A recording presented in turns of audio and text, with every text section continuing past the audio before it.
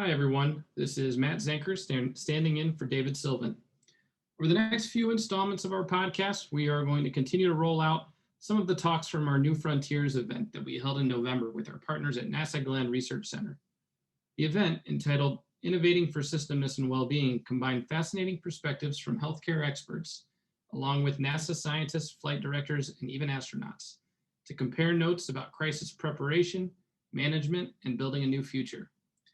While recorded virtually, these panels benefited from some visual cues, so you are invited to check out the video on our UH Ventures YouTube channel. But we thought the content was worth sharing on our podcast as well. The next part of our series features UH's Melissa Braskie, NASA's Sharon Miller, and Magnet's Brandon Cornuke. Here is Patricia with the panel introduction. Enjoy. Thanks, Matt, Sam, Ginger, and Heather for that awesome panel. We will now circle back with Kip Lee, Managing Director with UH Ventures, to moderate our next panel, Innovation via Systemnautics, Systems Sailing During COVID-19. Kip and the panelists will explore how innovators across different systems came together earlier this year to create a systems of systems to protect and safeguard those in our community. Our community has responded to the COVID-19 crisis in an innovative manner. Now we will explore the ways in which we accomplish this and what the serendipitous partnership means going forward. Kip, take it away. Good morning. My name is Kip with the UH Ventures team, and I have the honor of moderating the panel Innovation via Systemnautics, aka Systems Sailing During COVID-19. Our panelists are Sharon Miller, Melissa Braskie, and Brandon Cornuke. A quick bio of each of our panelists. Sharon is a senior research engineer at NASA Glenn Research Center, a prolific author and inventor as well. Her area of research specializes in atomic oxygen and UV and its effects on spacecraft materials. Melissa is the Environmental Health and Safety Director at University Hospitals. Prior to UH, she led diverse teams in various sectors, including healthcare, manufacturing, and industrial settings. She is the person when it comes to complex safety and environments of care issues at UH. Last but not least, Brandon is the Vice President of Strategy and Startup Services at Magnet, the manufacturing advocacy and growth network located in Northeast Ohio. He leads the company's efforts to help innovators turn manufactured product ideas into growing businesses. I've had the pleasure of working side by side, albeit virtually, with each one of our panelists during the past few months in the thick of the pandemic. Welcome and thank you for joining. Let's start with the word astronaut.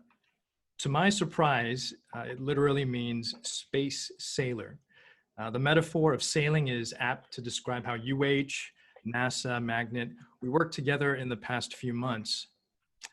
Instead of a calm climate condition where things are predictable and stable, we were working in a crisis filled with complexity and uncertainty.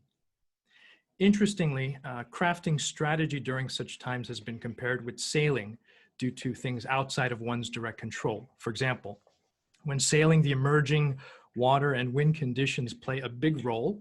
And it's not so much overcoming them, but really working with these conditions. Things like timing, serendipity, and luck are critical factors.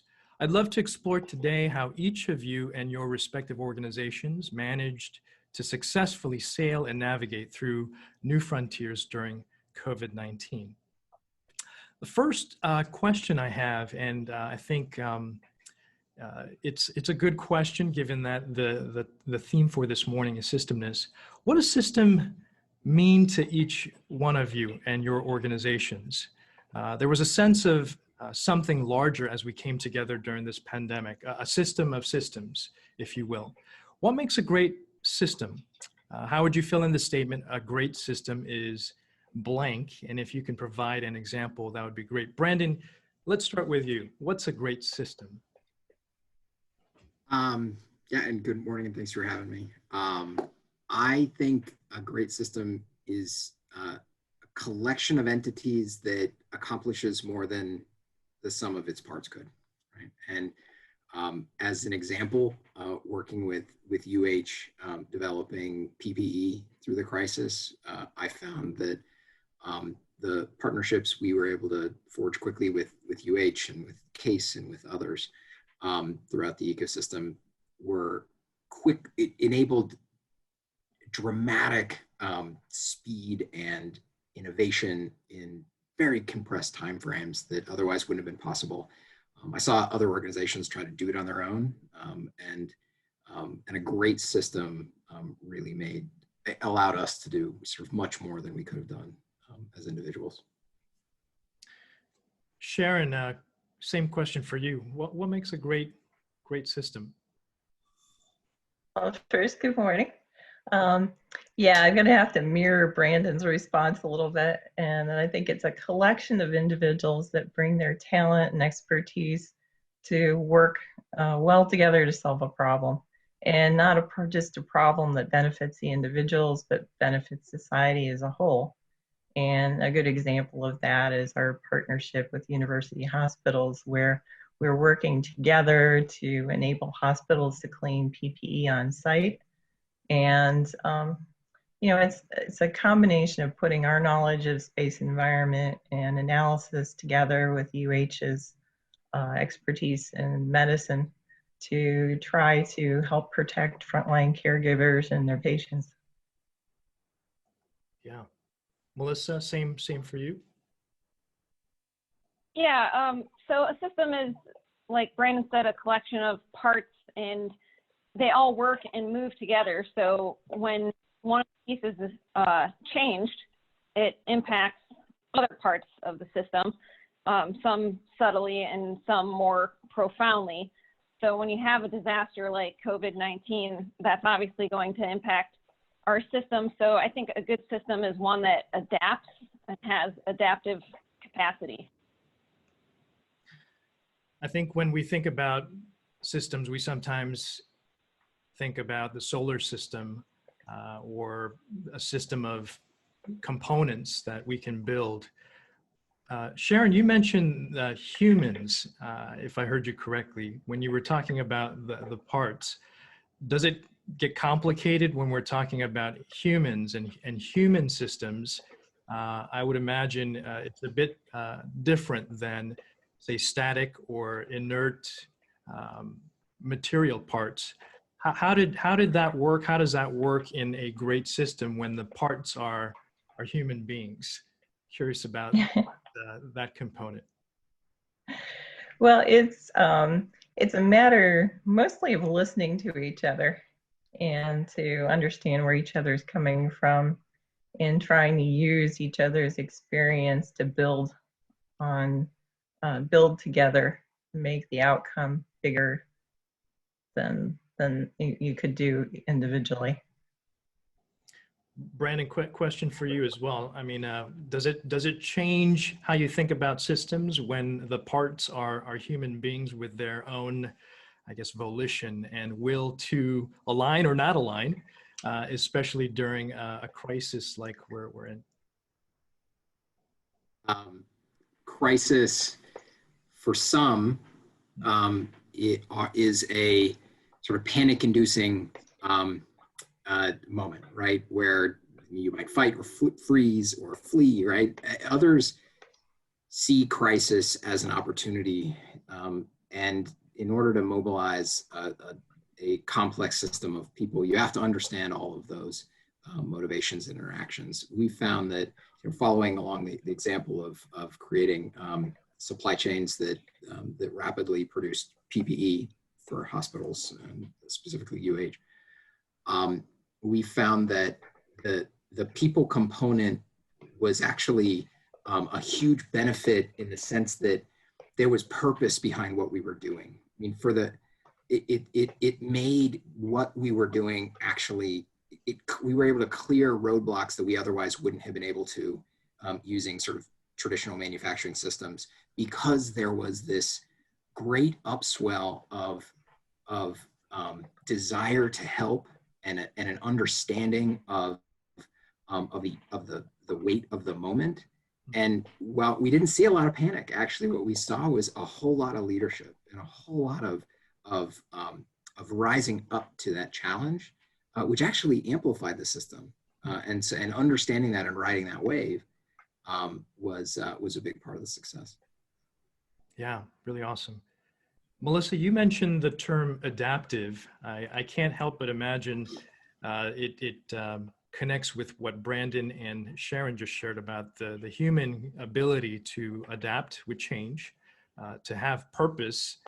And were there some new capabilities, new things that the UH system, which you and I are a part of, had to embrace, or we had to evolve our knowledge or skill set to adapt during this time? And can you speak to some of those either challenges or opportunities? How did we actually go from a former state to a newer state in that time of adaptation during this crisis? Yes, so information was coming from the CDC and other organizations very quickly. It was changing sometimes by the hour.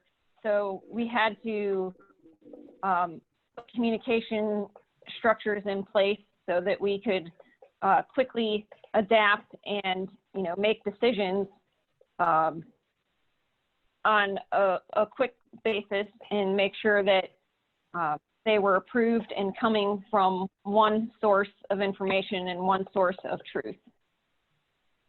Were there some new, this is for Melissa, were there some new things that people had to learn? And was that easy to connect back with Brandon's point? Is purpose enough to bring about the change, or what else do you have to have, whether it's skills, capabilities, building? How does that work in terms of, you've got purpose on the one hand, the mission, the desire to contribute and come together. Did we have the right capabilities to align with that purpose, or were there some things that people were asked to change to focus and adopt and adapt? Sure, and just to build on what Brandon had said, people were excited to jump in and help wherever they could, whether that meant learning something new. For example, fit testing. We had to fit test an entire organization when PPE was scarce. We had to put N95s that may not have been the typical N95 that somebody was fit tested to. We had to quickly come up with a strategy to fit test the entire organization into a variety of different types of N95s. And we had people that were just administrative assistants that volunteered to help with fit testing and learn a new skill. Our screeners is another example. We have people from all over the organization volunteering to perform health screening as they enter the building. Sharon, noticed that in your bio, it calls out your work on spacecraft and spaceships. The word craftsmanship, I think, is really interesting in light of the work that we did, systems work. And oftentimes people think about systems, complex, very large, yet many of the things we were able to accomplish together involved getting into the details and into very concrete things. Can you tell us about some of the work that we did where it involved paying attention to the minutiae and details? And I'd love to ask our other panelists as well, but starting with you, Sharon, tell us about concrete things, maybe even small things that we did amidst systems change. Okay. Yeah, one of our challenges was that we had generated atomic oxygen on a small scale at atmospheric pressure. Normally we generate it in vacuum to study, how it affects spacecraft. But on a small scale, we had only done it at atmospheric pressure over like a couple inch area. So now we needed to be able to clean batches of PPE. So we needed to scale this process up. But the challenge was that we didn't have our normal infrastructure at NASA that we normally have because of the pandemic. The majority in the lab was on mandatory telework. So there's very few people on site. So that infrastructure that you can count on, you know, you can go to the machine shop or whatever was not there. So we had to be able to design a system that we could use that was based on things that we could find in our own laboratory, or that we could go out to the local hardware home improvement store and pick up. So there was a lot of details there in terms of making lists of, you know, from down to the very minutest fitting or part, what part do we need to fit into this, and so there's a lot of detail oriented work there, and a lot of craftsmanship, because we were like sawing plywood and working with all kinds of things that we don't normally work with, but you know, it was on hand. So got it. The secret is out. The great NASA, as we know it, also goes to the local hardware store to purchase things there, and you know, we do what we can to make things we need. I mean, the notion of prototyping, as you point out, was also very much at the heart of what we did. Brandon, can you speak to some of the detail-orientedness and the things we did together as well? So again, I'll stick to the theme of the face shield effort that we went through. The idea of creating a product and scaling it, it occurred to us very quickly, by the way. That's what we needed to do, right? We needed to go through a product development cycle and get it to scale in the tens of thousands per day, which is normally an activity that takes months and months. I mean, call it 6 to 9 to 12 months of effort, 6 if you're going very quickly. We need to do it in weeks. So the idea of prototyping and the craftsmanship you're describing needed to be dramatically compressed. And so the way we did that was by, first of all, starting with what works. So we took what was essentially an open source design for the shield, a specific component, the head harness, and said, okay, this generally is in line with what works. But then we got laser focused on what the customer, in this case, the UH team, needed, what they were telling us they needed. And once we went through the process of identifying those needs, we rapidly ripped through prototypes over and over. I mean, Sharon, your hardware store example was very much what we were doing. I mean, we were literally going out, finding any material we could, strapping it together with tape, taking pictures, running it over to UH, exchanging, you know, in this really weird time of, you know, here, kind of throw it to them and see if it works. Once we got to the point where there was a prototype that was enough, we had to all hold hands and agree that it wasn't going to be perfect, but it was going to be good enough. And then we had to say, all right, what's the best way to make this at scale? And the way we did that was essentially by saying, let's take the most advanced technology we have at our fingertips and put it to work as best we can. And in that case, we're actually able to use 3D printed metal injection molds that use something called conformal cooling, which allows for rapid cycle times. This is highly advanced stuff that often takes months to get access to. But because of what we previously described as people like rising to the challenge and things clearing away, we got access to those tools that immediately made those molds.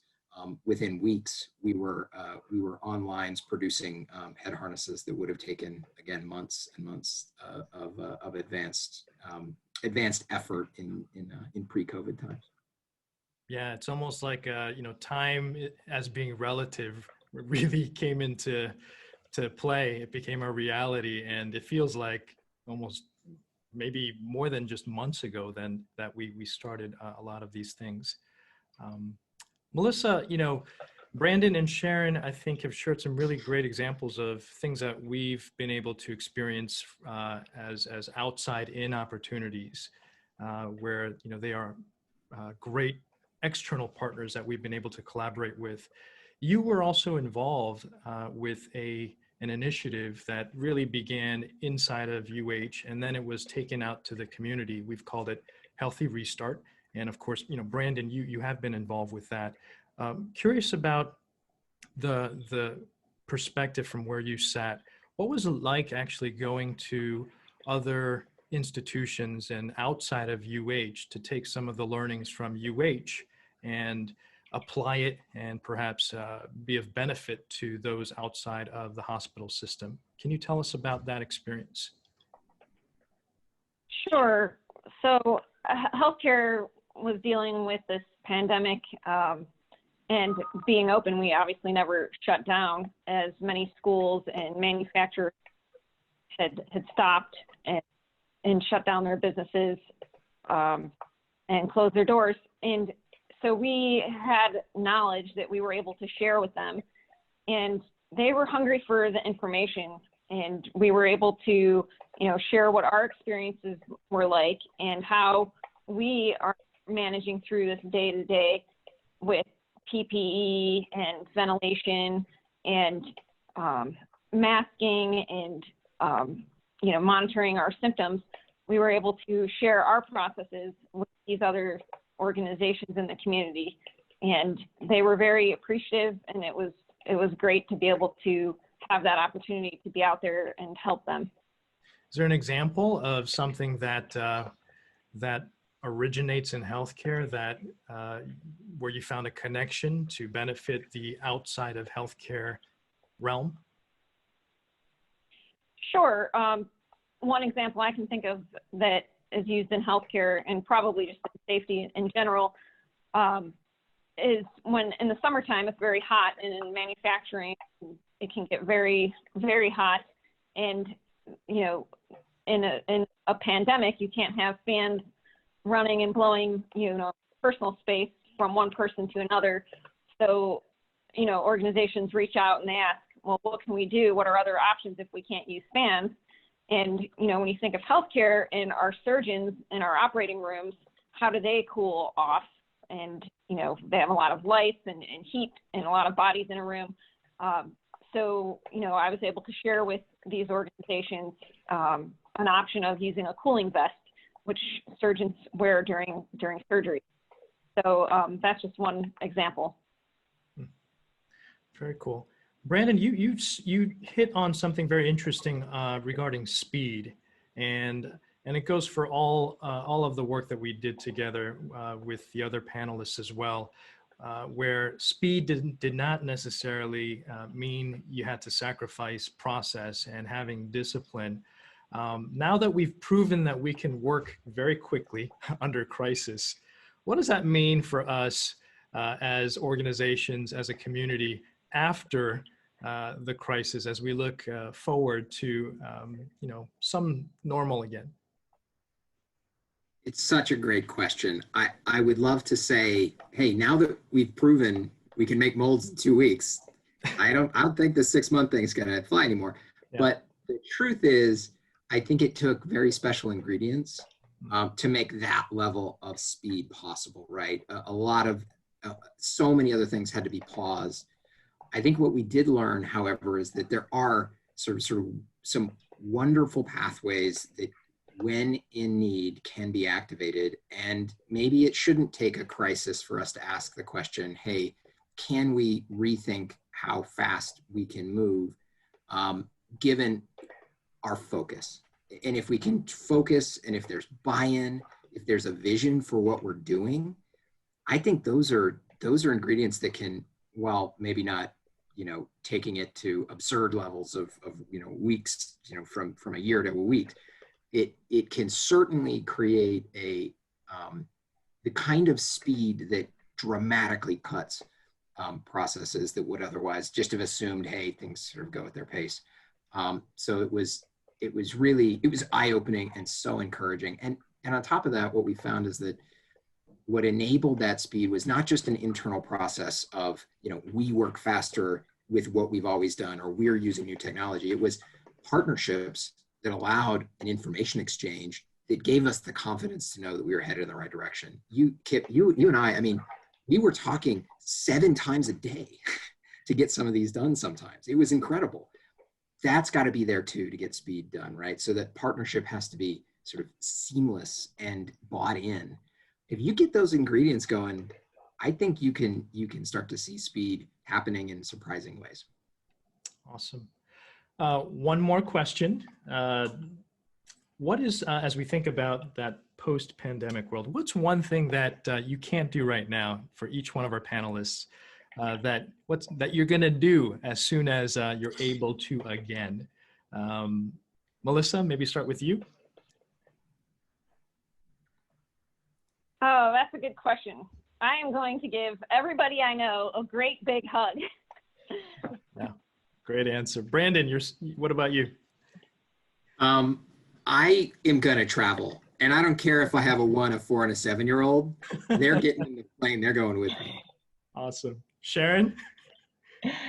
Well, I can talk to in person to people that I know and meet with them, and that'll be really nice. It would be great to meet you in person, Sharon. I will travel in my car to go see you, Brandon, and Melissa, I'd love to give you a hug because we've been through a lot together. What a pleasure sailing with each one of you, and thank you for your partnership during this turbulent time. Really, really enjoy working with you and hope we can continue to innovate as we progress along. Thank you. Thank you. Thank you. Thanks for listening. This was part 2 of our New Frontier series, so please stay tuned for more over the next few weeks. Talk to you soon.